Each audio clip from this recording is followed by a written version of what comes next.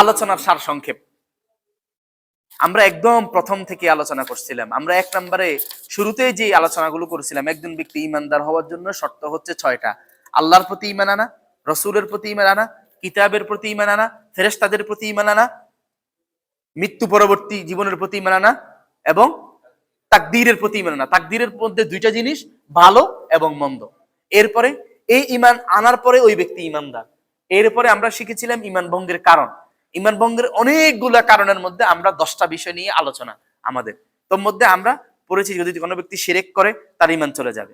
আল্লাহ তাআলা এবং বান্দা আল্লাহ তাআলার মাধ্যম অর্জনে, বান্দা আল্লাহ তাআলার সন্তুষ্টি অর্জনে কোনো মাধ্যমকে আবশ্যিক মনে করা, কাফের মুশরিকদের মতবাদগুলোকে সঠিক মনে করা, রাসূলুল্লাহ সাল্লাল্লাহু আলাইহি সাল্লামের আদর্শ পরিপূর্ণ মনে না করা, উত্তম মনে না করা, ইসলামের কোনো বিধানকে অপছন্দ করা, ইসলামের কোনো বিধানকে ঠাট্টা বিদ্রুপ করা, জাদু টোনা বান কুফরি কালাম ইত্যাদি করা, মুসলমানদের বিরুদ্ধে সহযোগিতা করা, রাসূলুল্লাহ ইসলাম যে দিন নিয়ে আসছেন এই দিনের বাহিরে অন্য কোনো দিনকে সঠিক মনে করা এবং দিন অর্জনে বিমুখতা, দিন অর্জনে অনীহা প্রকাশ করা। এই 10টা কারণ আমরা পড়েছি, শিখেছি। যদি করে তাহলে তার ঈমান চলে যাবে। এরপরে আমরা ওই দিন আলোচনা করেছিলাম শিরিকের পর্যায়গুলা। শিরিকের মধ্যে 2টা, আসগার আকবার। এরপরে বান্দা আল্লাহ তাআলা সন্তুষ্টি অর্জনে কোনো মাধ্যমকে আবশ্যিক মনে করা। উলামায়ে কেরামের কাছে আমরা যাব দিন শিখার জন্য, কিন্তু যে যেতেই হবে, আমারে বান্দারে যাইতে হবে, আমারে বাবার কাছে যাইতে হবে, বাবারে আমার সেজদা দিতে হবে, এই যে ইত্যাদি, বাবারে খুশি করলে আল্লাহ খুশি, এই যে শিরকি কথাগুলা, এগুলো করলে ঈমান চলে যাবে। এগুলো করলে কি হবে? দিন শিখার জন্য আমরা উলামায়ে কেরামের কাছে যাব। দিন শিখার জন্য আমরা উলামায়ে কেরামের কাছে যাব, যেটা আমরা বিভিন্ন জায়গায় গিয়ে থাকি। এরপরে আমরা আজকে যে বিষয়টা আলোচনা করছি, কাফের মুশরিকদের, কোন কোন কাফের মুশরিকদেরকে অনুসরণ, কাফের মুশরিকদের কোন ক্ষেত্রে মানা যাবে না, কাফের মুশরিকদের কোন বিষয়গুলো অবজ্ঞা করতে হবে, ইত্যাদি ইত্যাদি, মা বাবা সহ বিষয়গুলো আমরা বলেছি। এরপরে আমরা বলেছিলাম যে রাসূলুল্লাহ সাল্লাল্লাহু আলাইহি ওয়াসাল্লাম একমাত্র আদর্শের মেয়র। পৃথিবীতে একটা মানুষ আদর্শ। কয়টা মানুষ? এই মানুষটাকে আপনি অনুসরণ করলে, আপনি যদি এই মানুষটাকে বাথরুমে গিয়েও অনুসরণ করেন তারপরেও ফজিলত। আপনি বাথরুমে ঢোকার সময় বাম পা, বাথরুমে প্রবেশ করলে মাথা ঢেকে থাকবে, বাথরুমে আপনি বাম পায়ের উপরে ভর দিয়ে বসবেন, দ্রুত মল ত্যাগ হবে, যতটুকু সতর ওপেন করলে মল ত্যাগ করা যাবে ততটুকু। এরপরে ওয়াশের পরে টিস্যু পেপার, ডিলাকুলুক, পানি ব্যবহার করা, এরপর আবার ডান পা দিয়ে বের হয়ে দোয়া পড়া। এই যে আপনি বাথরুমে গিয়ে অনুসরণ করলো এই লোকটাকে, এই আল্লাহর বান্দাকে, নবী এবং রাসূল মুহাম্মদুর রাসূলুল্লাহ সাল্লাল্লাহু আলাইহি ওয়াসাল্লাম, ওনাকে অনুসরণ করলে ফজিলত, দুনিয়াতেও সফল, আখিরাতেও সফল। রমাদানুল মুবারকের আমরা আজকে নাওয়াকিদুল ঈমান, ঈমান ভঙ্গের কারণ সমূহের আজকে আমরা 3 নাম্বার ক্লাসে আজকে আমরা বসছি। আমরা এর আগে নাওয়াকিদুল ঈমানের এর আগে দুইটা দার্সে আমরা বসছি। আজকে আমরা 3 নাম্বারটা, যেটা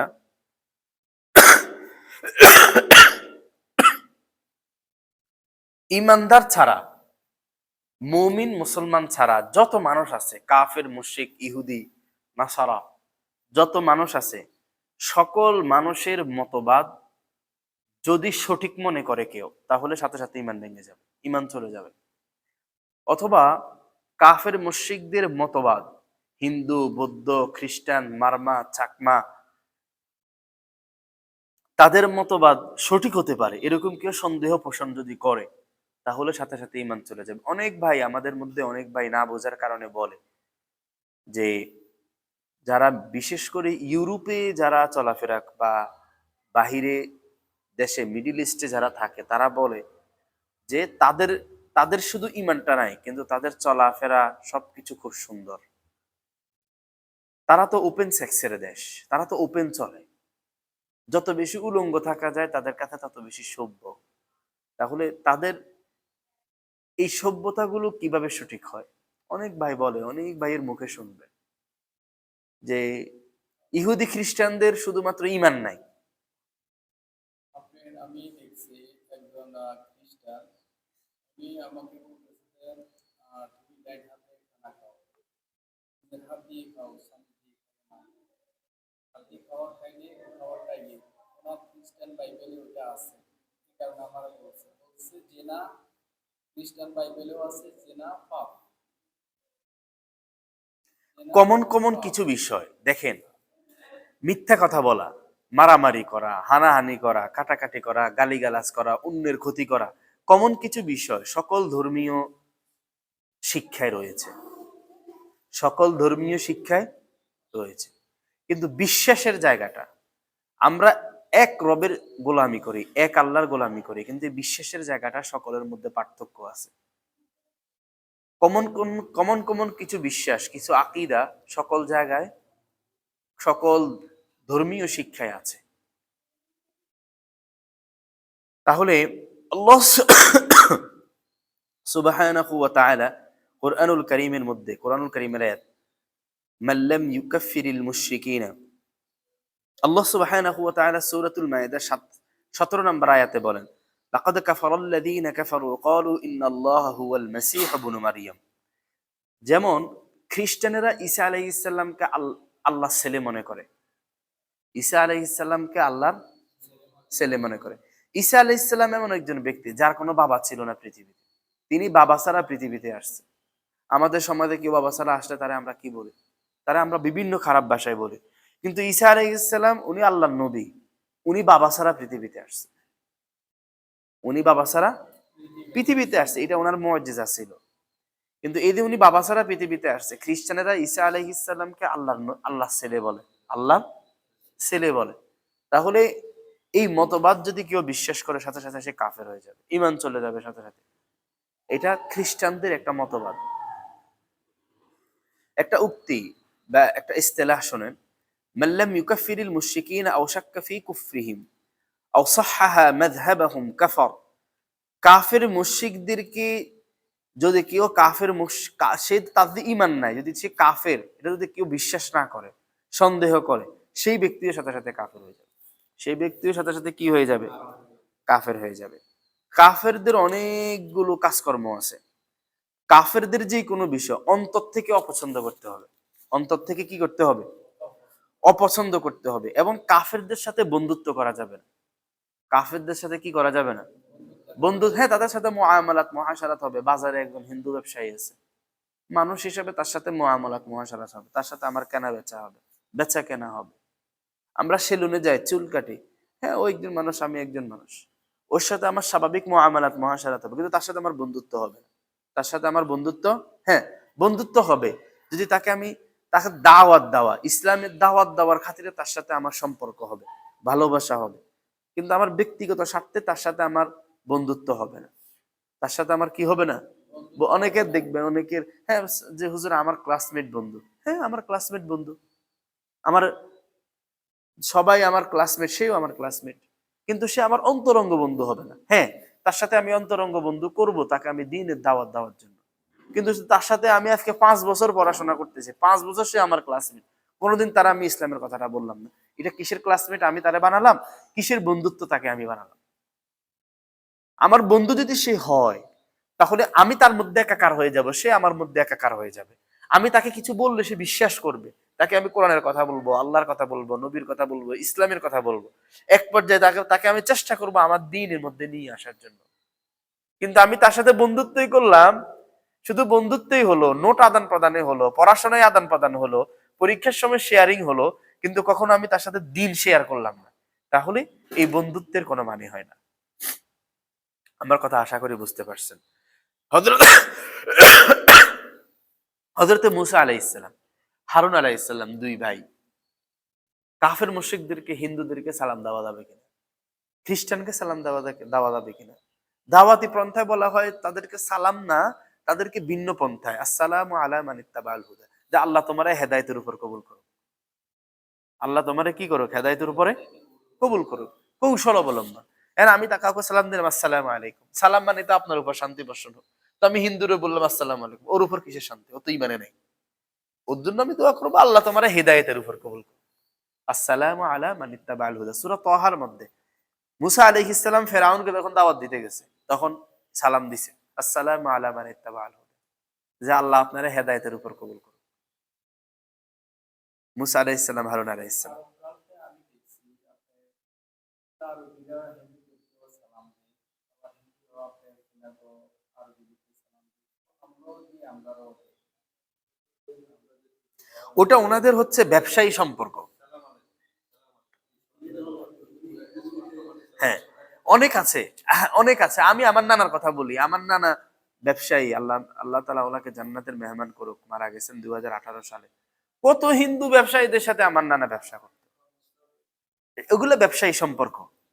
ওটা হচ্ছে কি সম্পর্ক? ওটা হচ্ছে ব্যবসায়ী সম্পর্ক।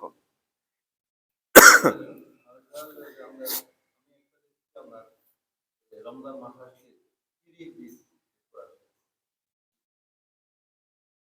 দিন যদি সে দিন মানার জন্য, জানার জন্য কোরআন তালাবাত করে, সেটা হতে পারে। রাসূল সাল্লাল্লাহু আলাইহি সাল্লামের কাছে যখন কাফেররা আসতো, মসজিদে নববীতে বসতেন, কথা বলতেন, তাদেরকে বিভিন্ন নসিহা করতেন, হতে পারে দিন জানার জন্য, শেখার জন্য।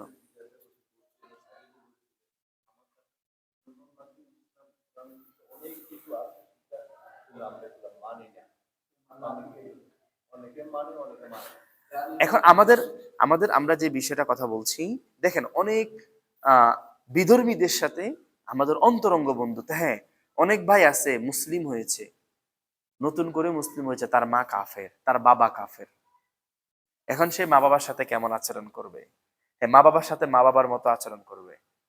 আপনজনদের সাথে স্বাভাবিকভাবে যেভাবে আত্মীয়তার সম্পর্ক রাখার দরকার সেভাবে করবে, কিন্তু অন্তরঙ্গ করবে না। অন্তরঙ্গ করবে না। দিনের দাওয়াত দিবে, দিনই কাজ করবে, দিনের দাওয়াত দিবে, কিন্তু মা হিসেবে মায়ের মর্যাদা পাবে, বাবা হিসেবে বাবার মর্যাদা পাবে, আপনজন আত্মীয় স্বজন হিসেবে আপনজন আত্মীয় স্বজনের মর্যাদা পাবে, কিন্তু কোন রকম তাদের সাথে সখ্যতা, গভীরতা করা যাবে না। মায়ের সম্মান আলাদা। দ্বিতীয় নাম্বার বিষয়, কোন কাফের মুশরিক মারা গেছে, আমি কি কাফের মুশরিকদের তাদের মারা যাওয়ার পরে তাদের দাফন কার্য বা তাদের যে ধর্মীয় রীতিনীতি ইত্যাদি ইত্যাদি, আমি কি সেখানে যোগদান করব? না, করা যাবে না। যদি করে কোনো মুসলিম, তাহলে সে তার ঈমান চলে যাবে। হ্যাঁ, একটা বিষয় হচ্ছে যে আমি শিখার জন্য, জানার জন্য, কিন্তু আমার শেখা জানাটা আসলে বর্তমানে আমাদের মধ্যে কম থাকে, উপভোগ করা বেশি থাকে, উপভোগ করা বেশি থাকে। আমার হিন্দু ভাইদের ধর্মীয় রীতি, ওনারা মূর্তি পূজা করতেছে, দেখার জন্য মুসলিমেরা যায় না, উপভোগ করার জন্য যায়। বন্ধুরা বন্ধুরা মিলে উপভোগ করার জন্য যায়, ওখানে আনন্দ করার জন্য যায়। ওটা শিরিক হবে, ঈমান চলে যাবে। কথা কি বুঝতে পারছেন? এরপরে আসেন, একজন মুসলিম একজন কাফের এক মুসলিমের ওয়ারিশ হবে না, আবার একজন মুসলিম একজন কাফের ওয়ারিশ হবে না। আবার বলছি, একজন ব্যক্তি মুসলিম হয়েছে নতুন করে, তার মা বাবা কাফের, সে কি মা বাবার ওয়ারিশ হবে? ওয়ারিশ বলতে মা বাবা মারা গেলে সম্পদের ভাগ পায়। সাধারণত ইসলামী শরীয়তের নিয়ম কি, বাবা মারা গেলে বাবার সম্পদের ওয়ারিশ হয় সন্তান যারা আছে তারা। বাবা মারা যাওয়ার আগে তো কেউ সম্পদের মালিক হয় না, বাবার সম্পদের মালিক কেউ হয় না। নিজে যদি কেউ পার্সোনাল ভাবে সম্পদ কিনে সেটা তো মালিক আলাদা, কিন্তু বাবার সম্পদের মালিক ওয়ারিশ সূত্রে যেটা। এখন কোন ব্যক্তি নতুন করে মুসলিম হয়েছে, তার মা বাবা তো কাফের, মা বাবা মারা যাওয়ার পরে সে কি আর হবে? হবে না, হবে না। আমার এক খালামণি আছে, মানে আমার মামাকে ভাই ডেকেছে, মামাকে ভাই ডেকে উনি ঢাকা থেকে আমাদের আমার নানা বাড়ি চলে আসছে। তখন আমি হিফজ শেষ করেছি এরকম আর কি। তো এরপরে আমার নানা নানি কবুল করছে, পড়াশোনা করাইছি, বিয়ে শাদিও দিয়েছে। তো আমি ওই খালামণির কাছে ক্লাস 9-এ থাকতে ম্যাথ পড়তাম। তা কখনো এক সময় খালামণিকে জিজ্ঞাসা করলাম ওনাদের পারিবারিক অবস্থা কি। কোটি কোটি টাকার মালিক, কোটি কোটি টাকার মালিক, কোটি কোটি টাকার মালিক, কিন্তু উনি দিনকে ভালোবেসে, ইসলামকে ভালোবেসে মা বাবাকে ছেড়ে চলে আসছে। এখন যদি ওনার মা বাবা মারা যায়, উনি কি সম্পদের হক পাবে? একটুও পাবে না, কারণ তার মা বাবা কাফের, তিনি মুসলিম। আমার নানা বাড়ি, বিয়ে শাদী হয়ে গেছে, এখন বিয়ে শাদী দিয়েছে, এখন আমার নানা বাড়ি তার বাপের বাড়ি। তাহলে বুঝাতে চাচ্ছি, কোন ব্যক্তি কোন ব্যক্তি মুসলিম হওয়ার পরে মা বাবা যদি কাফের থাকে, তাহলে সে ওয়ারিস হবে না। আবার একইভাবে কোন ব্যক্তি মুসলিম থেকে কাফের হয়ে গেছে, মুসলিম থেকে, এরকম হাজার হাজার বাংলাদেশে আছে। বাংলাদেশে প্রতি বছর 30,000 মুসলমান খ্রিস্টান হয়। কত হাজার? আশ্চর্য লাগবে আপনাদের কাছে। প্রতি বছর 30,000 মুসলমান কি হয়? খ্রিস্টান হয় বাংলাদেশে। প্রতি বছর 30,000 মুসলমান কি হয়? খ্রিস্টান হয়। এই যে যারা মুসলিম থেকে খ্রিস্টান হয়ে গেছে, মা বাবা তো মুসলমান, এখন এই মা বাবা মারা গেলে সম্পদ কি এই সন্তান খ্রিস্টান পাবে? পাবে না, পাবে না। আমাদের সমাজে পালক পুত্র, অনেকে ছেলে মেয়ে হয় না, পালক পালে, পালক পুত্র, পালক ছেলে, পালক মেয়ে। যদি মা বাবা যদি মারা যায়, ওই সন্তান কি ওয়ারিস হিসাবে সম্পদ পাবে? পাবে না। যদি ব্যক্তি বেঁচে থাকাকালীন ওই সন্তানকে কিছু ওয়াকফ করে দিয়ে দেয়, সেটা পাবে, ওয়ারিস হিসাবে পাবে না। তাহলে ওই ব্যক্তি মারা গেলে ওয়ারিস হিসাবে ইসলামী শরীয়ত অনুযায়ী সম্পদ কে পাবে? সম্পদ পাবে ওই ব্যক্তির ভাই বোন, ভাই বোন না থাকলে চাচাতো ভাই, চাচারা, জ্যাঠারা, তারা পাবে। হ্যাঁ, পাবে। ব্যক্তি জীবিত থাকাকালীন যে সন্তানকে সে লালন পালন করছে, ওই সন্তানের নামে কি করে দিবে? ওয়াকফ করে দিবে, তাহলে সে পাবে। এটা হচ্ছে ইসলামী শরীয়ত। হ্যাঁ, এরপরে তিনি মারা গেছেন, তিনি ওয়াকফ করে দেন নাই। যদি ওই ব্যক্তির ভাই, চাচারা যদি মনে করে যে না আমাদের দরকার নাই, ওই ছেলেরে ওই মেয়েরে সে লালন পালন করছে, সেই পাবে। এটা হবে দয়া। এটা হবে কি? দয়া। কিন্তু এইরকম দয়া দেখানো মানুষ পৃথিবীতে এখন অনেক বড় অভাব আছে। অনেক বড় কি আছে? এক বিঘত জায়গার জন্য, এক বিঘত দরকারও নাই, ওখানে মুরগি হাঁসও যায় না। এক বিঘত জায়গার জন্য মারামারি করে ফাটাফাটি অবস্থা হয়, হয় না? হয় না? এরকম হয় না? অথচ অথচ ওই জায়গার দরকারও নেই, ওখানে গিয়ে ওখানে মুরগি হাঁসও হাঁটতে যায় না। এই জন্য ইসলামী শরীয়তের মাসালা আলাদা। ইসলামী শরীয়তের মাসালা আমি মানি আর না মানি, এটাই শরীয়ত। এটাই কি? তাহলে আমরা বলতে চাচ্ছি, যদি কাফের মুশরিক যদি মারা যায়, যদি সন্তান যদি মুসলিম হয়, ওয়ারিস হিসাবে সম্পদ পাবে না। আবার সন্তান যদি মুসলিম হয়, মা বাবা যদি কাফের হয়, ওয়ারিস হিসাবে সন্তান সম্পদ পাবে না। কোন মুসলিম পুরুষ অথবা নারী কাফের কোন পুরুষ নারীকে বিবাহ করতে পারবে না। আমি মুসলিম, কোন কাফের নারীকে বিবাহ করতে পারবো না। কোন কাফের কোন মুসলিম পুরুষকে বিবাহ করতে, এটা হারাম। যদি করে ঈমান চলে যাবে। যদি করে কি হবে? ঈমান বুড়ি বুড়ি এখন এভেলেবেল হয়, প্রেম ভালোবাসা হয়, এরপরে বিয়ে হয়। দেখা যায় যে হয়তো মেয়ে হয়তো মুসলমান হয়েছে, অথবা ছেলে কাফের হয়ে গেছে, অথবা মেয়ে কাফের হয়ে গেছে, এরকম হয়। আবার এরকম হয় প্রেম ভালোবাসা করে বিয়ে করে, পরবর্তীতে আবার দুইজন আলাদা হয়ে যায়। এটা হয় নারীর লোভে। কিসের লোভে? কিন্তু কাফের মুসলিম বিবাহ শাদী হারাম। কাফের মুশরিক বিবাহ শাদী কি? হারাম। কাফের মুশরিকে কোনো বিবাহ শাদী হবে না। কাফের মুশরিক, ফারুক ভাইরে ফোন দেন। কাফের মুশরিক কোনো বিবাহ শাদী হবে না, যত কিছুই হোক। ঈমান গ্রহণ করার পরে অন্য কিছু, ঈমান গ্রহণ করার পরে তার মানে প্রেম ভালোবাসা করা জায়েজ আছে নাকি? আর এটা তো সবার আগে হারাম। এগুলো সবগুলো কোরআন কারীমের আয়াত, দলিল আমাদের এখানে বিদ্যমান আছে। এরপরে আসেন,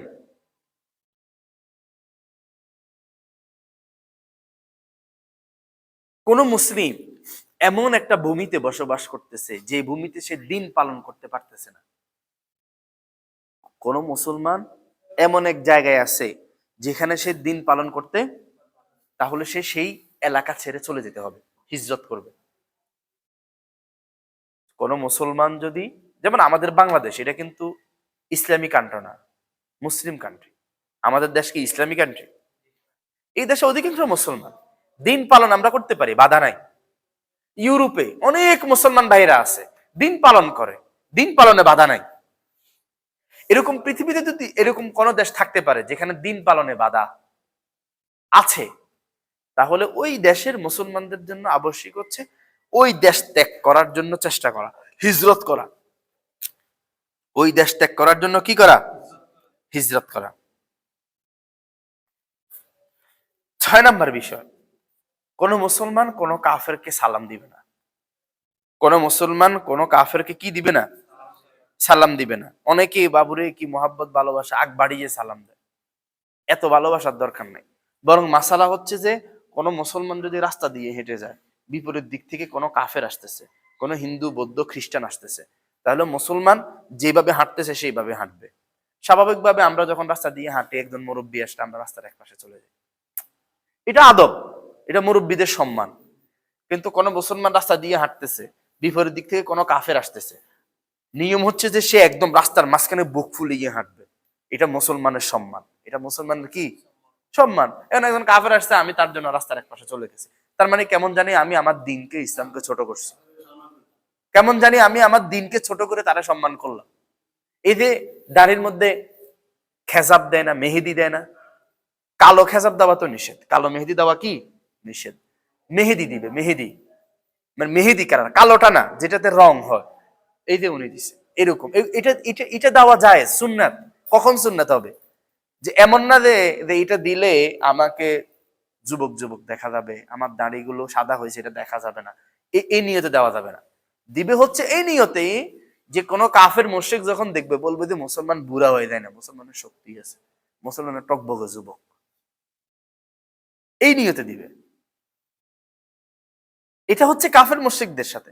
হ্যাঁ, আমি যখন দাওয়াতি কাজ করব সেটা ভিন্ন হাইসিয়ত, দাওয়াতি কাজের জন্য ভিন্ন। প্রিয় ভাইয়েরা, রাসূলুল্লাহ সাল্লাল্লাহু আলাইহি ওয়াসাল্লাম থেকে যে বিষয়টা, সেটা হচ্ছে যে কাফের মুশরিক থেকে মুসলমানরা সালাম দিবে না। এরপরের বিষয়, কাফের মুশরিকদেরকে মুসলমানদের কোনো অনুষ্ঠানের অতিথি বানাবে না। কাফের মুশরিককে মুসলমানদের কোনো প্রোগ্রামে কি করবে না, অতিথি বানাবে না। এটা অ্যাভেলেবেল এখন।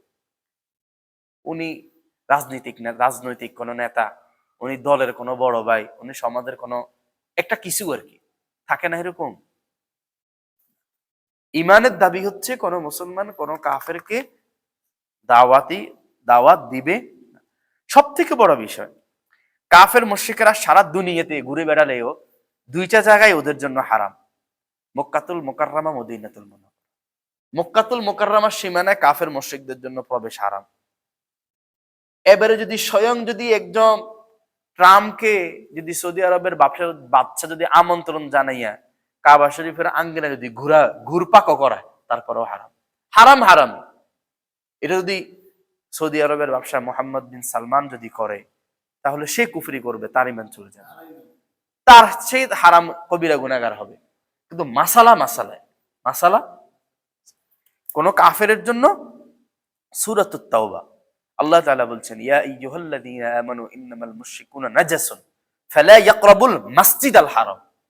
মসজিদে হারামের কাছে যাওয়া তো দূরের কথা, বলছে মসজিদে হারামের নিকটেও যাইতে নিষেধ করছে, নিকটে যেতেও কি করছে। পৃথিবীতে একটা জায়গা কাফের মুশরিকদের মুক্ত, সেটা হচ্ছে হারাম শরীফ। এমনকি দাজ্জাল যখন আসবে, দাজ্জাল আসলে তো সকল মানুষের ঈমান নষ্ট করে ফেলবে। দাজ্জাল সারা পৃথিবীতে সফর করবে, কিন্তু হারাম শরীফে ঢুকতে পারবে না। যারা হারামে থাকবে তারা মুক্ত। তারা কি হারামে তখন তারাই থাকবে যারা ঈমানদার। হারামের আঙ্গিনার মধ্যে যারা বেঈমান থাকবে, মুনাফিক থাকবে, আল্লাহ তাআলা তখন তাদেরকে বের করে দিবে। তখন তাদেরকে কি করে দিবে? বের করে দিবে। হারামের আঙ্গিনায় তখন শুধু ঈমানদার থাকবে, তখন শুধু কে থাকবে? আল্লাহ। কাফের মুশরিকদের প্রশংসা না করা, কাফের মুশরিকদের প্রশংসা করলে ঈমান চলে যাবে। কাফেরদের আমেরিকার কি প্রশংসা, আল্লাহ, খুব প্রশংসা। কাফের মুশরিকদের প্রশংসা করলে কি হবে? ঈমান চলে যাবে। এরপরে সবথেকে গুরুত্বপূর্ণ আমাদের জন্য, কাফের মুশরিকদের কোনো সাংস্কৃতিক, কোনো সভ্যতা, কোনো পোশাক, কোনো স্টাইল, কোনো ফ্যাশন গ্রহণ না করা। যদি কেউ মোহাব্বত করে, ভালোবেসে, অন্তরে ধারণ করে কাফের মুশরিকদের কোনো পোশাক, কোনো ফ্যাশন, কোনো সাংস্কৃতিক, কোনো সভ্যতা, কোনো স্টাইল গ্রহণ করে, তার ঈমান চলে যাবে। তার কি হবে? যে কাফের মুশরিকদের কোনো স্টাইল, কোনো ফ্যাশন যদি ভালোবাসে, এটাকে খুব পছন্দ করে, এটা নিয়ে সে খুব গর্ব করে, এর বিপরীতে ইসলামী শরীয়তের অন্যান্য মাসালাগুলোকে সে তুচ্ছ তাচ্ছিল্য মনে করে, ঈমান চলে যাবে। ঈমান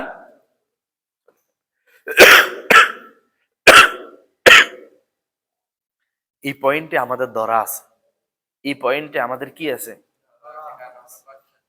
আমরা পাশ্চাত্য সবকিছু গ্রহণ করি, সবকিছু গ্রহণ করি। এই যেমন ধরেন জিন্সের প্যান্ট পরি, জিন্সের প্যান্ট পরা গুনাহ না, যদি টাইট ফিট হয়, একদম টাইট ফিট মানে একদম শরীরের সাথে লেগে আছে, তাহলে মাকরু। কিন্তু এই জিন্সের প্যান্ট পরে যদি আমি বিভিন্ন কাফের মুশরিকেরা ওরা কত সুন্দর স্টাইল মেস্টাইল করে এমনি ছবি দেয়, এমনি ছবি দেয়, ওগুলা দেখে আমি পছন্দ করে যে ওর মতো করে আমি নিব, তাহলে তার মানে কেমন জানি ইচ্ছে অনিচ্ছে তার প্রতি আমার একটা ভালোবাসা, তখন আমার ইমানের খতরা আসবে। বুঝতে পারছেন? এরপরে পুরুষের জন্য টাকনু গিরার নিচে কাপড় পরা, নারীর জন্য টাকনু গিরার, আস্তাগফিরুল্লাহ, পুরুষের জন্য টাকনু গিরার উপরে, নারীর জন্য টাকনু গিরার।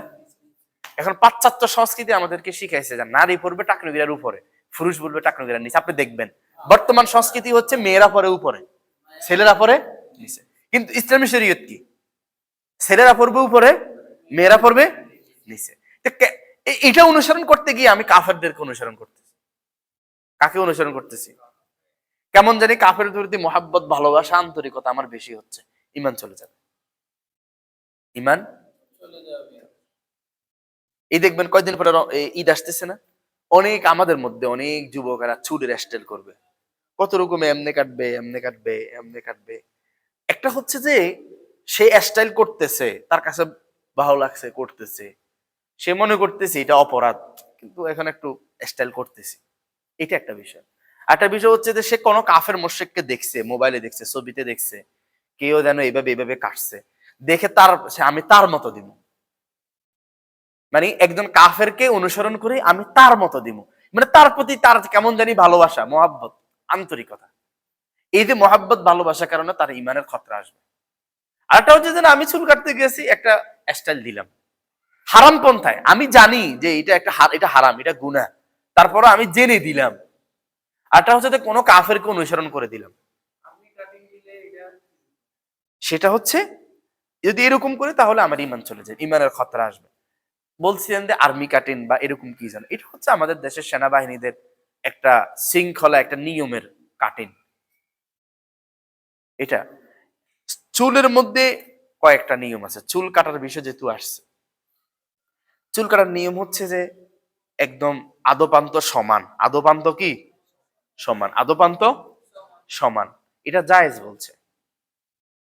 এরপরে মাথা কামানো, এটাও কেউ কেউ জায়েজ বা সুন্নাত, তবে এই ধর্মটা দুর্বল। আর শক্তিশালী মত হচ্ছে চুল বাবরি রাখা, বাবরি, বাবরি, বাবরি রাখা মানে কাঁধ পর্যন্ত অথবা ঘাড়ের মাঝখানে অথবা কানের লতি বাবরি রাখা, ওটা সুন্নাত, মূল সুন্নাত। এখন অনেকে বাবরি রাখে, নামাজও পড়ে না। এই বাবরির কোনো দাম আছে? এই বাবরির কোনো দাম আছে? বাবরি রাখে, সিগারেট খায়, গাঁজা খায়, মদ খায়, তো এইটা তো বাবরির সুন্নাতের অবমাননা। সুন্নাতের কি অবমাননা? স্পষ্ট অবমাননা। তাহলে চুল কাটার নিয়ম হচ্ছে কি সমান, কি সমান, স্বাভাবিক আর কি, স্বাভাবিক, কোন স্টাইল মেস্টাইল নেই, স্বাভাবিক, কি স্বাভাবিক। ঠিক আছে? বলে যাইবে ওরে, সেলুনওয়ালারে বলবেন যে 0 মেরে দাও, 1 মেরে দাও, 2 মেরে দাও, মানে যেটা পছন্দ আর কি। সেলুনওয়ালাদের সাথে তো আমাদের হিন্দু মানুষ কি বন্ধু, কি খাতির, আল্লাহু আকবার। হ্যাঁ, ওদের সাথে আমি বন্ধুত্ব করব, খাতির করব দ্বীনের দাওয়াতের জন্য। মুসলিম তো আছে, মানে আমি যারা হিন্দু তাদের কথা বলতেছি আর কি।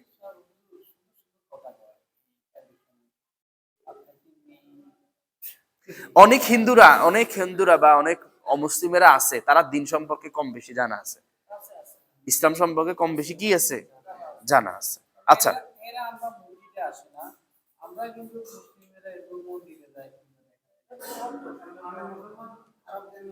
কাফেরদের সাথে যে বিষয়গুলো আমাদের বৈধ, কাফেরদের সাথে ব্যবসা বাণিজ্য, এগুলো আমরা আমাদের জন্য বৈধ। ব্যবসা বাণিজ্য, আরে ভাই আমি রিজিকের তাড়ানে ব্যবসা করতেছি হালাল পন্থায়, সমস্যা নাই। কাফেরদের কোন আবিষ্কারে মোবাইল আমরা ইউজ করি, আর কত কি, ইসরায়েলি কোন যদি আমি কোনো ব্যবসা বাণিজ্য করতেছি, কর্মচারী পাচ্ছি না, এখন হিন্দু বা কাফের কোনো আমি কর্মচারী নিতে পারবো কিনা? হ্যাঁ, পারা যাবে, সমস্যা নাই, সে মজুরি দিবে, আমি কই যায়, ইফতার করবেন আমাদের সাথে, বসেন, ছুটি নেই। তাহলে যদি কর্মচারী হয়, সে কাজ করবে, আমি দিন শেষে তারা আমি বেতন দিব, দিন শেষে আমি তাকে কি দিব, বেতন দিব। এরপরে মুসলমানদের কল্যাণে কোনো চুক্তিতে যাওয়া, যেমন রাসূলুল্লাহ সাল্লাল্লাহু আলাইহি ওয়াসাল্লাম হুদায়বিয়া সন্ধি করছিলেন মুসলমানদের বৃহত্তর কল্যাণে, কাফেরদের সাথে মুসলমানদের কল্যাণে কোনো চুক্তি করা আর কি। মুসলমানদের কল্যাণে যদি কোনো চুক্তি করে সেটা করা যাবে, সমস্যা নেই। এরপরের বিষয় হচ্ছে, আমি এই পয়েন্টটা আমরা আগে আলোচনা করে ফেলছি, যারা নো মুসলিম, মা বাবা কাফের, হিন্দু, বৌদ্ধ, খ্রিস্টান, মা বাবার সাথে কেমন আচরণ করবে না, মা বাবার সাথে স্বাভাবিক আচরণ, মা বাবার সাথে কি স্বাভাবিক আচরণ।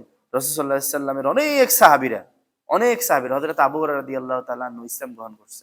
আবু হুরায়রা রাদিয়াল্লাহু তাআলা আনহু নাম জানে না এরকম মুসলমান কম আছে, ইসলাম গ্রহণ করছে। মা বাবা, মা দিছে মায়ের, আল্লাহ কি মায়ের দিয়েছে।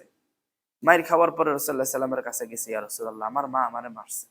রাসূলুল্লাহ সাল্লাল্লাহু আলাইহি ওয়াসাল্লাম রেগে গেছে, তুমি কি তোমার মায়ের নামে আমার কাছে নালিশ করতেছো? বলছে, না না না, আমি মায়ের নামে নালিশ করতেছি না, বরং আমার মায়ের জন্য আপনি একটু দোয়া করেন যাতে আল্লাহ তাআলা হিদায়াত দেয়। রাসূলুল্লাহ সাল্লাল্লাহু আলাইহি ওয়াসাল্লাম দোয়া করছেন, আবু হুরায়রা রাদিয়াল্লাহু তাআলা দিছে দৌড়, সাহাবীরা রাস্তায় দেখা পাইছে, ধরছে, এই তুমি দৌড়াও কেন? বলছে, রাসূলুল্লাহ সাল্লাল্লাহু আলাইহি ওয়াসাল্লাম আমার মায়ের জন্য দোয়া করতেছে, আমি দৌড়াচ্ছি যে আমি আগে পৌঁছাই না রাসূলুল্লাহ সাল্লাল্লাহু আলাইহি ওয়াসাল্লামের দোয়া আগে পৌঁছায়। তা রাসূলুল্লাহ সাল্লাল্লাহু আলাইহি ওয়াসাল্লাম দোয়া করছেন, মাকে আল্লাহ তাআলা হেদায়েত দিয়েছেন। এখানে আমরা যারা আছি, আমরা অনেক সময় মা বাবার সাথে খারাপ আচরণ করি। মা বাবা যদি কাফেরও হয়, তারপরে মা বাবার সাথে খারাপ আচরণ করা যাবে না। মা বাবা কাফের হলেও খারাপ আচরণ করা যাবে। অনেক সময় দেখা যাবে যে মা একটা কথা বলছে, বাবা একটা কথা বলছে, এটা আমার মতের বিরুদ্ধে, এটা আমার মানসিকতার বিরুদ্ধে, এটা আমার টেন্ডেন্সির বিরুদ্ধে, এটা আমি যেটা ভাবতেছি তার বিরুদ্ধে। তা আমার বিরুদ্ধে হলেও চুপ করে সেটা শুনতে হবে, চুপ করে সেটা। যদি মায়ের বাবার অনেক সময় মাথা গরম থাকে, মেজাজ গরম থাকে, মেজাজ ঠান্ডা হওয়ার পরে, মাথা ঠান্ডা হওয়ার পরে যদি সম্ভব হয় কৌশলে যে মা বা আব্বা বিষয়টা এভাবে না হয়, এইভাবে হলে কেমন হয়, পরামর্শ, এমন না আরে আপনি চুপ থাকেন, আপনি কি বুঝেন, একটু বেশি ফটফট করেন, এরকম আমাদের মধ্যে অনেকেই আছে, আমাদের মধ্যে অনেকেই মানে মা বাবা কোনো কিছু বললে মা বাবাকে ধমক দেওয়া, মা বাবার কথার উপরে ছাড়ি মারা, মা বাবাকে চুপ করিয়ে দেওয়া করা যাবে না, করা যাবে। ভাই, আমার মা বাবা আমার থেকে অনেক বেশি বুঝে, যদি মা বাবা না বুঝতো আমি দুনিয়াতে আসতাম না। আমার মা বাবা বুঝে বিদায় আমি দুনিয়াতে আসছি, আমার মা বাবা বুঝে বিদায় আমি দুনিয়াতে। হয়তো আমি এখন দুনিয়াবি শিক্ষায় মা বাবা থেকে এগিয়ে, টাকা পয়সা হয়তো আমি মা বাবা থেকে এগিয়ে, হয়তো জ্ঞান বুদ্ধিতে আমি মা বাবা থেকে এগিয়ে, কিন্তু আমার মা বাবা মা বাবা। মা বাবার সাথে কখনো রাগ করে ধমক দিয়ে কথা বলা যাবে। অনেকে আছে মা বাবাকে গালি দেয়, মারে গালি দেয়, মারে গালি দেয়, বাবারে গালি দেয়, বাবারে মারে মারে মারে, অনেকে অনেক কোপাল পড়া আছে। যদি মা বাবার কোনো বিষয় যদি আমারও না হয়, আমি চুপ থাকবো, কি থাকবো, চুপ থাকবো, কি থাকবো, চুপ থাকবো। ওই স্থান ত্যাগ করব, ওখান থেকে স্থান ত্যাগ করে মসজিদে চলে আসবো বা কোথাও গিয়ে বসে থাকবো। এমন না চিল্লা চিল্লি করবো, রাগারাগি করবো, এমনটা করব না, এমনটা করব। আল্লাহ তাআলা আমাকে সহ আপনাদের কবুল করুক, আমিন। এরপরে 4 নাম্বার যে পয়েন্টে আমরা আলোচনা করব, রাসূলুল্লাহ সাল্লাল্লাহু আলাইহি ওয়াসাল্লামের আদর্শকে পরিপূর্ণ মনে করা। রাসূল সাল্লাল্লাহু আলাইহি ওয়াসাল্লামের আদর্শ, জীবন বিধানকে পূর্ণাঙ্গ এবং উত্তম মনে করা। ভাই, পৃথিবীতে একজন মানুষ যার আদর্শ সর্বোত্তম, যার আদর্শের ব্যাপারে কোনো কথা নেই, যার চরিত্রের ব্যাপারে কোনো কথা নেই, যাকে অনুসরণ করলে সওয়াব, পৃথিবীতে একটা মানুষ। তারে যদি আপনি যদি বলেন আমি নেতা হিসেবে অনুসরণ করব, করার সুযোগ আছে। তারে আমি বাবা হিসেবে অনুসরণ করব, করার সুযোগ আছে। তারে আমি আদর্শ মানুষ হিসেবে অনুসরণ করব, করার সুযোগ আছে। আপনি কোন দিক বলবেন? পৃথিবীতে এমন কোন দিক নেই যে দিকটা রাসূল সাল্লাল্লাহু আলাইহি সাল্লাম আমারে আর আপনারে শিখান নাই। আপনি এই যে আমরা মসজিদে আসছি, মসজিদে কিভাবে প্রবেশ করবো রাসূল সাল্লাল্লাহু আলাইহি সাল্লাম শিখিয়েছেন। ডান পা দিয়ে দুরূদ শরীফ পড়বা, দোয়া পড়বা, ডান পা দিয়ে প্রবেশ করবা। আমি বের হয়ে যাবো, রাসূল সাল্লাল্লাহু আলাইহি সাল্লাম সেটাও শিখিয়ে দিয়েছেন। বের হয়ে আমি বাসায় যাবো, কিভাবে রাসূল শিখিয়ে দিয়েছেন? রাস্তার ডান পাশ দিয়ে নিচের দিকে তাকিয়ে তাসবিহ পড়তে পড়তে বাসায় যাবে। মা বাবার সাথে কিভাবে কথা বলবো, স্ত্রীর সাথে কিভাবে কথা বলবো, সন্তানের সাথে কিভাবে কথা করবো, ইনকাম কিভাবে করবো, হালাল ভাবে নাকি হারাম ভাবে, যে কোনো বিষয় সব শেষ। ঘুমাইতে যাই, কিভাবে ঘুমামো রাসূলুল্লাহ সেটাও শিখিয়ে দিচ্ছেন। ঘুমের সময় আমল করো, এই আমল করো, এই আমল করো, ওযু করো, ডান কাতে ঘুমাও, দোয়া পড়ো, আয়াতুল কুরসি পড়ো, সূরা ফালাক পড়ো, নাস পড়ো, শিখিয়ে দিচ্ছেন। ঘুমের ভিতরে হঠাৎ করে স্বপ্ন দেখছি, হায় আল্লাহ খারাপ স্বপ্ন দেখছি, সেটাও শিখিয়েছেন। খারাপ স্বপ্ন দেখছো, টেনশনের দরকার নেই, বাম দিকে থুতু, আস্তে করে থুতু মারো, ওযু করো, 2 রাকাত সালাত আদায় করো, আল্লাহর কাছে কান্নাকাটি করো, ভালো স্বপ্ন দেখছো শুকরিয়া আদায় করো, সবকিছু রাসূলুল্লাহ সাল্লাল্লাহু আলাইহি ওয়াসাল্লাম শিখিয়েছেন। আমি শুনলাম একটা ওয়াজে, যে ব্যক্তি যে ঘরে যে ফ্যামিলিতে সূরা সরি আতাল কুরসি সূরা 3 বার পাঠ করে শুরু করবে, ওই বাড়িতে চোর ঢোকার কোনো থাকবে না, 2 জন ফেরেশতা নিয়োজিত থাকবে ওটা দেখার জন্য।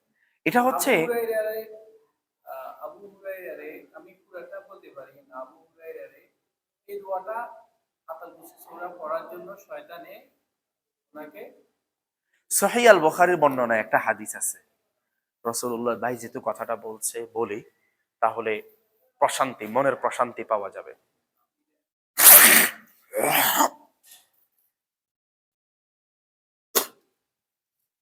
ইসলামী খেলাফতের একটা নিয়ম হচ্ছে বাইতুল মাল সংগ্রহ করা। বাইতুল মাল ইসলামী খেলাফতের শেষে রাসূলুল্লাহ সাল্লাল্লাহু আলাইহি ওয়াসাল্লামের শেষ জামানায় বাইতুল মাল সংরক্ষণ করা হয়েছে। বাইতুল মাল সংরক্ষণ করে একটা গোডাউনে বা একটা জায়গায় রাখছে। তো রাতের বেলা এই সম্পদ পাহারা দিতে হবে। তো আবু হুরায়রা রাদিয়াল্লাহু তাআলা আনহু দায়িত্ব করছে এই বাইতুল মাল পাহারা দেওয়ার জন্য। বাইতুল মাল সিকিউরিটি। তো উনি পাহারা দিচ্ছে। উনি ভাবলো যে সারা রাত এইভাবে থেকে লাভ কি, আমি সালাত আদায় করি। উনি নফল সালাত আদায় করতেছে। সালাত আদায় করতেছে, এক আল্লাহর ওলি, এক দরবেশ, বড় বুজুর্গ মানুষ আইসা মালামাল চুরি করে নিয়ে যাইতেছে। আবু রাদিয়াল্লাহু তাআলা আনহু দেখে ওরা পিছন দিয়ে ধরছে। এই তুমি কি করো? তোমার রাসূলুল্লাহ সাল্লাল্লাহু আলাইহি ওয়াসাল্লামের কাছে নিয়ে যাব। সে বলল, ভাই আমি আসলে অনেক গরিব মানুষ, অসহায়, আমার বাচ্চারা না খেয়ে আছে, এই জন্য কিছু মালামাল নিতে আসছি, তুমি আমরা ছেড়ে দাও।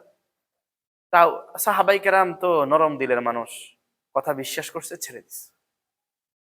সকালবেলা রাসূলুল্লাহ সাল্লাল্লাহু আলাইহি ওয়াসাল্লাম বলছেন, ইয়া আবা হুরায়রা, আবু হুরায়রা, কালকে রাত্রে যে একটা লোক আসছিল, কি খবর? আবু হুরায়রা তো আশ্চর্য, কি রে রাসূলুল্লাহ সাল্লাল্লাহু আলাইহি ওয়াসাল্লাম কিভাবে জানলেন? তো রাসূলুল্লাহ সাল্লাল্লাহু আলাইহি ওয়াসাল্লাম বলছেন, তখন আবু হুরায়রা বললেন, ইয়া রাসূলুল্লাহ, সে এই অবস্থা আমার কাছে বলছে। রাসূলুল্লাহ সাল্লাল্লাহু আলাইহি ওয়াসাল্লাম বলছে, ওই ব্যক্তি তোমার সাথে মিথ্যা কথা বলছে, সে আজকে আবার আসবে। সে আবার আসছে, আবার সে মালামাল চুরি করতে চাইছে। রাসূলুল্লাহ আবু রাদিয়াল্লাহু তাআলা আবার তারে ধরছে। আবার সে, ভাই আমি গরিব মানুষ, আমি অসহায় মানুষ, আমি না খেয়ে মরে যাচ্ছি, আমার এই অবস্থা, তুমি আমারে ছেড়ে দাও, আমার এই বিপদ, মানে যত প্রকারের দুর্বলতা প্রকাশ করা যায় আর কি, সব দুর্বলতা প্রকাশ করছে। রাসূলুল্লাহ আবু রাদিয়াল্লাহু তাআলা আনহু ছেড়ে দিচ্ছে। পরের দিন রাসূলুল্লাহ সাল্লাল্লাহু আলাইহি ওয়াসাল্লাম আবার বললেন, আবু হুরায়রা কি খবর? বলছে, রাসূলুল্লাহ এই অবস্থা, এই অবস্থা। বলে, সে তো তোমার সাথে মিথ্যা কথা বলছে, আজকে আবার আসবে। আবু রাদিয়াল্লাহু তাআলা আজকে তো খুব প্রস্তুত, রাসূলুল্লাহ সাল্লাল্লাহু আলাইহি ওয়াসাল্লাম বলছে আজকে আবার আসবে। সে আজকে আবার এসে মালামাল চুরি করা শুরু করছে। আবু রাদিয়াল্লাহু তাআলা তারা ধরছে, আবার বলছে, ভাই তুমি আজকে তো কথাই বলো, তোমারে আমি রাসূলুল্লাহ সাল্লাল্লাহু আলাইহি ওয়াসাল্লামকে নিবই নিব, তুমি গত 2 দিন আমার সাথে মিথ্যা কথা বলছো। তখন ওই ব্যক্তি বলল যে, আবু হুরায়রা, তুমি আমারে ছেড়ে দাও, আমি মিথ্যা কথা বলছি ঠিক আছে, কিন্তু তোমারে আমি একটা সত্য কথা বলতেছি, তোমারে আমি একটা দোয়া শিখাবো, যদি তুমি এটা আমল করো, ওই দিন তোমাকে আর, ওই রাতে তোমাকে আর শয়তান ওয়াসওয়াসা দিবে না। ওই রাতে তোমাকে আর শয়তান কি দিবে না। তো রাসূল সাল্লাল্লাহু আলাইহি ওয়াসাল্লামের কাছে পরের দিন সকালবেলা যখন গেল, আবু রাদিয়াল্লাহু তাআলা আনহুকে রাসূল সাল্লাল্লাহু আলাইহি ওয়াসাল্লাম জিজ্ঞাসা করলেন। আবু রাদিয়াল্লাহু তাআলা বলল, ইয়া রাসূলুল্লাহ, এই অবস্থা, তারা আমি ধরছি, নিয়ে আসবো, সে আমারে শিখাইতেন, কি শিখাইছেন? সে আমারে আয়াতুল কুরসি শিখাইছে, আল্লাহু লা ইলাহা ইল্লাহু হাইয়ুল কাইয়্যুম। যদি কেউ নিয়মিত প্রতিদিন রাতে আমল করে, ওই রাতে তাকে শয়তান কি দিবে না, ওয়াসওয়াসা। রাসূল সাল্লাল্লাহু আলাইহি ওয়াসাল্লাম বলছেন, ওই ব্যক্তিটা মিথ্যাবাদী, তবে এই কথাটা সত্য। ওই ব্যক্তিটা মিথ্যাবাদী, ওই ব্যক্তিটা, তবে এই দেশে তোমার শিক্ষা দিয়েছে, যদি কেউ রাতের বেলায় আয়াতুল কুরসি পড়ে, তাহলে ওই দিন রাতে তারা কি দিবে না, শয়তান ওয়াসওয়াসা। শোয়ার সময়, শোয়ার সময় যদি কেউ আয়াতুল কুরসি পড়ে, তাহলে রাতে তাকে শয়তান ওয়াসওয়াসা তাহলে ওই ব্যক্তিটা মিথ্যাবাদী, কিন্তু কথাটা রাসূলুল্লাহ সাল্লাল্লাহু আলাইহি ওয়াসাল্লাম বলছেন তুমি কি জানো ওকে? আবুরা বলছেন আল্লাহ ওয়া রাসূলুহু আলাম, আমি জানি না, আল্লাহ এবং তার রাসূল জানেন। তখন রাসূলুল্লাহ সাল্লাল্লাহু আলাইহি ওয়াসাল্লাম বলছে সে হচ্ছে শয়তান। সে কি? শয়তান মানুষের রূপ ধরে তোমার কাছে আসছে তোমাকে অস্ত্র দেওয়ার জন্য। এটা একটা আমল। দ্বিতীয় নাম্বার আমল হচ্ছে সূরা বাকারার শেষ ৩ আয়াত, আমানার রাসূলু বিমা উনজিলা ইলাইহি মির রাব্বিহি ওয়াল মুমিনুন থেকে শেষ পর্যন্ত, সূরা ফালাক, সূরা নাস, সূরা ইখলাস, এই আমলগুলো যদি কোনো ব্যক্তি রাতের বেলা শোয়ার সময় করে, আল্লাহ তাআলা রহমতের ফেরেশতার মাধ্যমে তার ধন সম্পদগুলো নিরাপত্তার চাদর দিয়ে আবৃত করে দেন। এই আমলগুলো সবসময় যদি করে, তাহলে আমাদের আলোচনা ছিল রাসূলুল্লাহ সাল্লাল্লাহু আলাইহি সাল্লাম এমন একজন মানুষ যাকে সব দিক থেকে অনুসরণ করা যায়, যারা সব দিক থেকে কি করা যায়। পৃথিবীতে এমন কোনো বিষয় নেই, পৃথিবীতে এমন কোনো বিষয় নেই যে তাকে অনুসরণ করা যাবে না। হযরতে আম্মাজান আয়েশা রাদিয়াল্লাহু তাআলা আনহা থেকে একটা হাদিস, আম্মাজান আয়েশা রাদিয়াল্লাহু তাআলা আনহা বলছেন খৈরুকুম খৈরুকুম লি আহলি। আম্মাজান আয়েশা থেকে হাদিস, রাসূলুল্লাহ সাল্লাল্লাহু আলাইহি ওয়াসাল্লাম বলছেন খৈরুকুম খৈরুকুম লি আহলি ওয়া আনা খৈরুকুম লি আহলি। রাসূলুল্লাহ সাল্লাল্লাহু আলাইহি ওয়াসাল্লাম বলছেন আমি আমার পরিবারের কাছে উত্তম, তোমরা তোমাদের পরিবারের কাছে উত্তম। আমাদের মধ্যে অনেক মানুষ আছে, বাহিরে অনেক আল্লাহর ওলি, বাড়িতে গেলে মা বাবার সাথে ঝগড়াঝাটি কাটাকাটি মারামারি হানাহানি গালিগালাজ, বাসায় গেলে স্ত্রীর সাথে মানে সারাক্ষণ স্ত্রীর গালিগালাজ করে, স্ত্রীর মারে, সন্তান ইত্যাদি ইত্যাদি। আমাদের মধ্যে এক বাহিরে আসলে সেই হচ্ছে একদম জামানার কুতুব আল্লাহর ওলি মানুষ। এরকম আমাদের মধ্যে অনেক মানুষ আছে। রাসূল সাল্লাল্লাহু আলাইহি ওয়াসাল্লাম বলছেন না, তুমি আগে তোমার পরিবারের কাছে তুমি উত্তম হও। তোমার পরিবারের কাছে কি হও? তোমার ছেলে মেয়ে, তোমার সন্তান, তোমার মা বাবা, তোমার স্ত্রী, তোমার আপনজন আত্মীয় স্বজনের কাছে তুমি আগে উত্তম হও। যে ব্যক্তি পরিবার পরিজনের কাছে উত্তম, সেই ব্যক্তি প্রকৃতপক্ষে আল্লাহর কাছে উত্তম। রাসূলুল্লাহ সাল্লাল্লাহু আলাইহি ওয়াসাল্লাম বলছেন খৈরুকুম খৈরুকুম লিআহলি, তোমাদের মধ্যে সেই ব্যক্তি উত্তম যে তার পরিবারের মানুষের কাছে উত্তম। ও আনা খৈরুকুম লিআহলি, আমি আমার পরিবারের কাছে উত্তম। এখন আমার বাইরের মানুষ অনেক ভালো বলতেছে, উনি তো আল্লাহর ওলি মানুষ, জামানার কুতুবুজ্জামান, কিন্তু বাড়িতে আমি আমার মা বাবার সাথে রাগারাগি করি, মা বাবার সাথে গালিগালাজ করি, প্রতিবেশীর সাথে গালিগালাজ করি, স্ত্রীর সাথে গালিগালাজ করি, বাড়িতে এমন কোনো আকাম কুকাম নাই যেটা আমি করি। তার মানে আমি বাহিরের মানুষের কাছে যদিও আমি অনেক দিনদার, অনেক আল্লাহওয়ালা, অনেক আবেদ, অনেক সলে, কিন্তু প্রকৃতপক্ষে আমি খারাপ। প্রকৃতপক্ষে আমি কি না, এটার দাম নাই, এটার কি নাই। পরিবারের মানুষের কাছে, মা বাবা, স্ত্রী, ছেলে সন্তানদের কাছে, ভাই বোন, আপনজন আত্মীয় স্বজনের কাছে উত্তম হতে হবে। রাসূলুল্লাহ সাল্লাল্লাহু আলাইহি ওয়াসাল্লাম সেটা ছিলেন। রাসূলুল্লাহ সাল্লাল্লাহু আলাইহি ওয়াসাল্লাম সেটা রাসূল সাল্লাল্লাহু আলাইহি ওয়াসাল্লামের চরিত্র, রাসূল সাল্লাল্লাহু আলাইহি ওয়াসাল্লামের চরিত্র কেমন ছিল? চরিত্র কাকে বলে? যেই ব্যক্তির লজ্জাস্থান এবং জিহ্বা হেফাজতে থাকে। কেউ যদি কাউকে গালি দেয়, জিহ্বা দিয়ে দেয়। কেউ যদি কাউকে কটু কথা বলে, জিহ্বা দিয়ে দেয়। কেউ যদি কারোর সাথে মারামারি করে, কাটাকাটি করে, হানাহানি করে, গালিগালাজ করে, জিহ্বা দিয়ে করে। আবার কেউ যদি কোনো আকাম কুকাম করে, লজ্জাস্থান দিয়ে করে, তাই না? তাহলে এই দুইটা জিনিস যদি কেউ হেফাজত করে, তার চরিত্র ভালো। তার চরিত্র, রাসূল সাল্লাল্লাহু আলাইহি ওয়াসাল্লামের চরিত্র কেমন?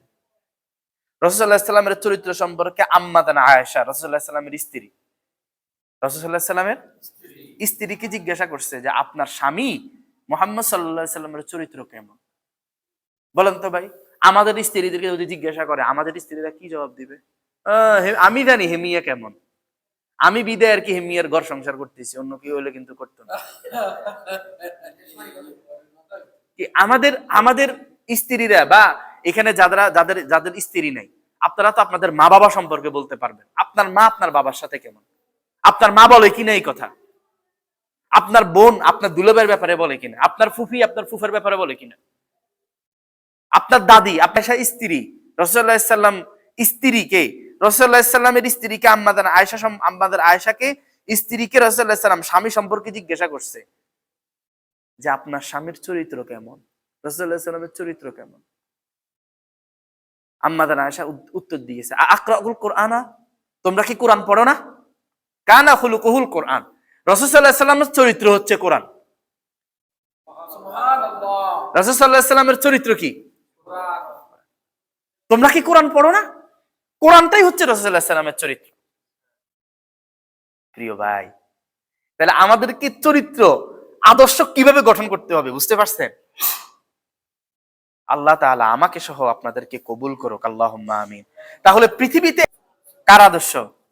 কোন নেতার, কোন খেতার, হ্যাঁ, আমি রাজনীতি দল করি, আমার রাজনীতি দলের নেতার কোন টাউট বাটপার সিটিং, এরকম কোন ব্যক্তি না না কার আদর্শ আমরা আমরা রাসূলুল্লাহ সাল্লাল্লাহু আলাইহি ওয়াসাল্লামের উম্মত। সৈনিক কার? কোন দলের কোন নেতার সৈনিক নাকি? স্লোগান দেয় তো অমুক নেতার সৈনিক, আছে কোন মানি আছে? রাসূল সাল্লাল্লাহু আলাইহি ওয়াসাল্লামের সৈনিক আমরা, রাসূল সাল্লাল্লাহু আলাইহি ওয়াসাল্লামের উম্মত আমরা। প্রিয় ভাই, আল্লাহ তাআলা আমাকে সহ আপনাদেরকে কবুল করুক, আমিন। আমিন।